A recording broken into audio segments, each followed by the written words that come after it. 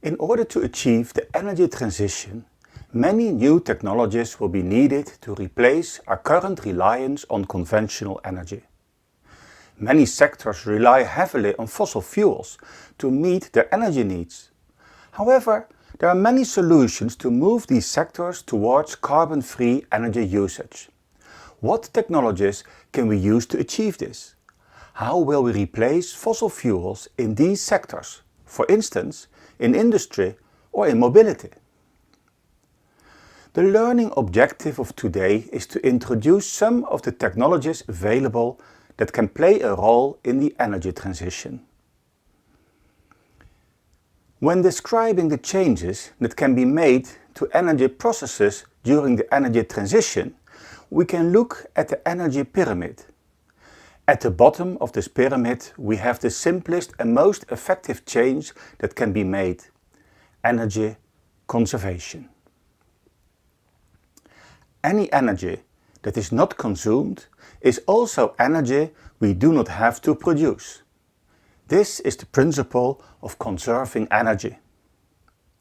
However, right now as consumers we are not very energy conservative. We have energy and electricity freely available, and so we use it without concern.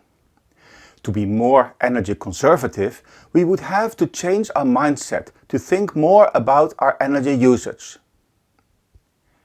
Next on the energy pyramid is energy efficiency. By improving energy efficiency, we can need less energy to meet the same demand as there are less energy losses. And finally, on the top of this pyramid, we have renewable technologies.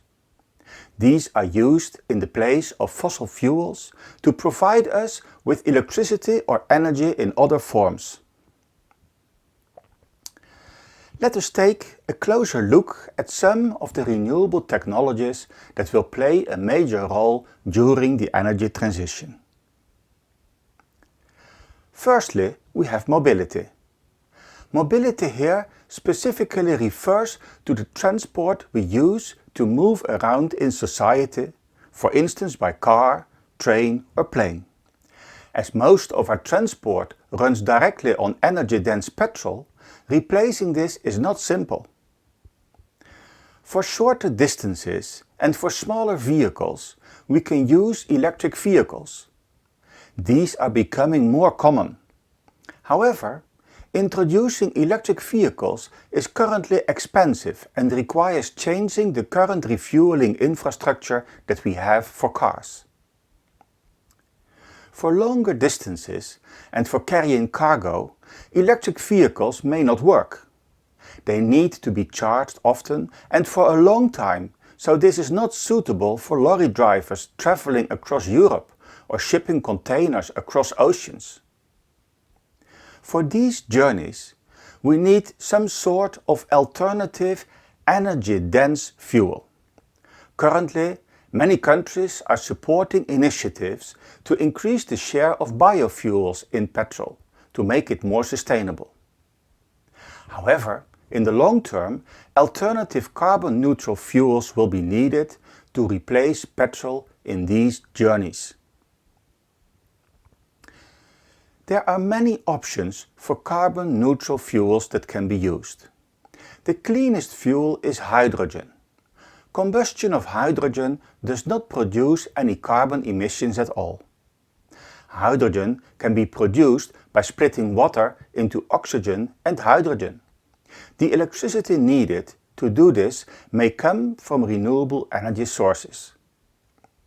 Hydrogen then can be burned safely to produce energy, and the only byproduct is water. However, hydrogen fuel is still in the development stage. Storage is a bit of a challenge compared to other fuels, and it has a low energy density, even when you compress it to high pressures. Another option is to use synthetic gas. This is natural gas that is generated in factories rather than being extracted from the ground. Synthetic gas can be a carbon-neutral fuel if it is created through processing carbon dioxide extracted from the air. Finally, we have biofuels. These are fuels like petrol or natural gas that have been generated by processing naturally grown products like wood or corn. There are many problems with biofuels, however, as they still produce large amounts of carbon dioxide in processing. Moreover, to grow the product, we must use farmland that competes with food. Another sector that currently relies heavily on fossil fuels is heating. At the moment, especially in Northern Europe, a lot of heating is either produced by burning natural gas or through biofuels, such as burning wood. There are different methods for generating carbon-free heating. One method is solar thermal heating. Here, radiation from the sun is used to heat up water, which can then be used inside one's home. However, this method only works in the more southern European countries with a higher sun intensity. For winter months, when there's not enough sun shining, we can instead use electric heating or heat pumps. Heat pumps will extract heat from outside or from the ground to heat homes to a base temperature. Electric heating can do the rest by simply turning electricity into heat.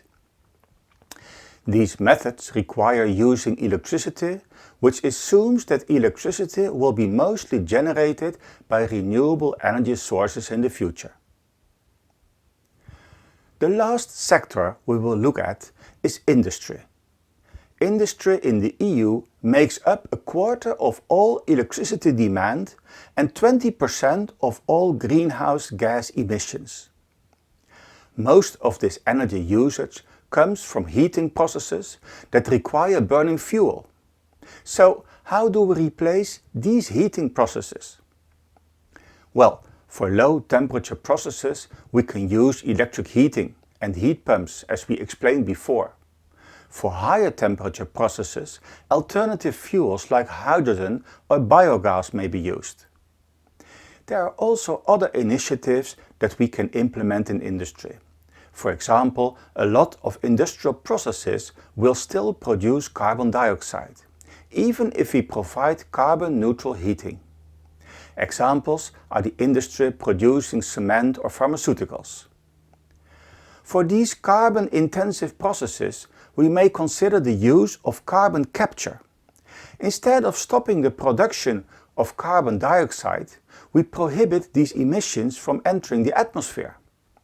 The collected carbon dioxide may be used in alternative ways, such as creating synthetic natural gas. Industrial processes also produce a lot of waste heat and materials that can be reused under the right government regulations. This will help improve the circularity and efficiency of these processes. So, we have seen some of the technologies that need to be implemented during the energy transition. However, many of these technologies are still in the development stage. How can we reshape all of these sectors into an innovative system to achieve the energy transition? How can we introduce these technologies and begin the phase out of fossil fuels?